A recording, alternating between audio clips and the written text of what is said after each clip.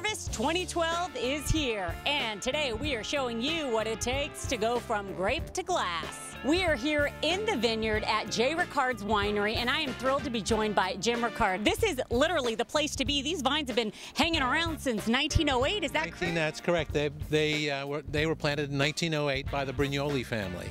No relationship to me. I'm what's called I'm the new kid yet. I've only owned this place since 1976.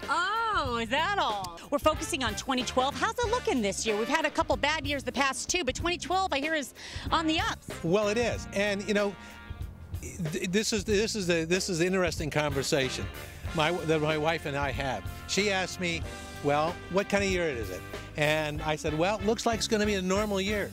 And she puts her hands on her hips like this and she says, what do you mean normal? I've lived here 22 years and I don't know, never seen normal.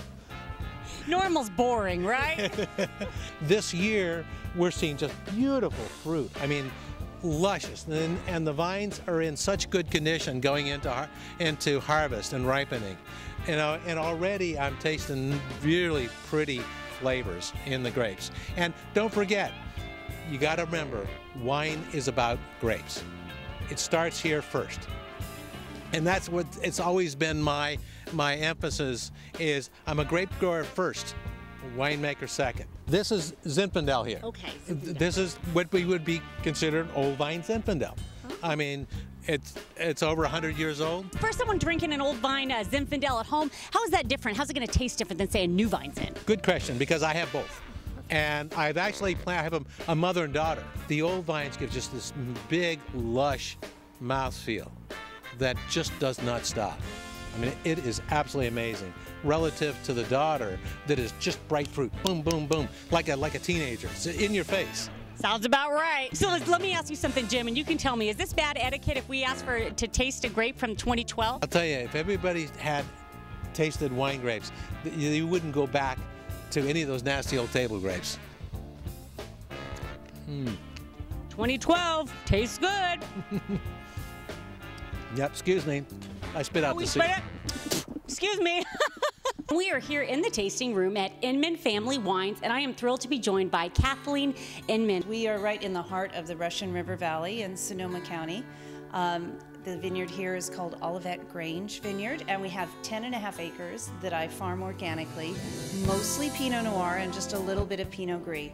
And then I also make Chardonnay that I buy from other farmers, as well as some Pinot from some other producers. And Kathleen, you're pretty impressive because you're like a one-woman wine show. You kind of do it all. I mean, the whole nine. I do. I jokingly say my job title is grape grower, winemaker, sales girl, forklift driver, but I also pretty much do everything else as well.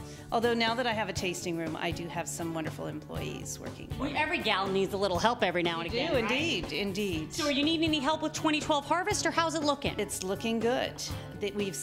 Most of the vineyards have set a pretty big crop, bigger than, certainly bigger than the last few years, but it's looking very good. A little bit slow, partly because we've had quite a cool summer so far. I mean, right now, this temperature is perfect for ripening. A lot of people think a lot about the wine that they have in the glass, but they're not really thinking about the vineyard. Really, a lot of winemakers I interview say that the great wine starts with a great vineyard, and so the harvest is actually really important. Oh, indeed. The things and decisions that I'm making right now have a huge impact on the quality of the final wine, quality of the grapes going in. If you start with bad grapes, you can't make a good wine. And you have to start with really great grapes to make a really great wine. I've heard people say that in hard years, that's when you're like an Olympic athlete when it comes to a winemaker. You're showing off all your skills. So you can really, if you're a great winemaker, not have a terrible year. That's true. I mean, there have been in the past, it's 10 years now that I've been making wine. This is my 10th year. And some of them have been kind of difficult, and you've had to really use all of your skills to make great wines. Other years have been very easy, and this is looking like some of the great years, like 2007 and 2009, at least for Pinot Noir here in the Russian River Valley. Ooh, well, let's cross our fingers that we have another great year in the Russian River Valley.